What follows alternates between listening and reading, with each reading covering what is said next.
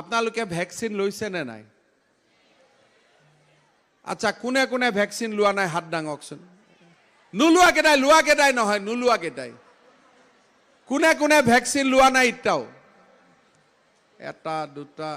আচ্ছা, আপোনালোকক মই এটা অনুৰোধ কৰিম, ভোটটো যাকে দিব দিব আৰু এই ভোটৰ কথা মই নাপাতো এতিয়া, কিন্তু ভ্যাকসিনটো কিন্তু সবেই ল'ব। কাৰণ তৃতীয়বাৰ যদি অসমত কোভিড আহে, আমাৰ আৰু এবাৰ যদি স্কুল কলেজ বন্ধ হয়, আমাৰ সমাজখন চেজ হৈ যাব। ৰিক্সা চলোৱা, ঠেলা চলোৱা, অটো চলোৱা, ক্ষুদ্ৰ ব্যৱসায়ী, কোভিড আহিলে আটাইতকৈ ক্ষতি তেওঁলোকৰ হয়।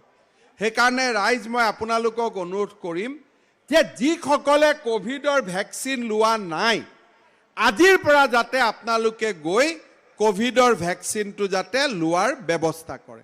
হ'ব না? এইখিনি কৰিব পাৰিব নে নাই? হ'ব। আৰু যিসকলে প্ৰথম ভ্যাকসিনটো লৈ দ্বিতীয় ভ্যাকসিন ল'ব পাহৰিলে, বোলে এতিয়া কোভিড শেষ হৈছে দ্বিতীয় ভ্যাকসিন নলওঁ, আপোনালোকে এইটো কাম নকৰিব। যোৱাবাৰো এপ্ৰিল মাহলৈকে আমি ভাবিছিলোঁ যে কোভিড আৰু নাহে বুলি। পূজা ভালে ভালে হ'ল, ইলেকশ্যন ভালে ভালে হ'ল, আমি ভাবিলোঁ কোভিড নাহে। বিহুৰ সময়ত আকৌ কোভিড ঘূৰি আহিলে। সেইকাৰণে যিসকলে প্ৰথম পালি ভ্যাকসিন ল'লে তেওঁলোকে যাতে দ্বিতীয় পালি ভ্যাকসিন ল'ব নাপাহৰে। হ'ব না? হ'বতো?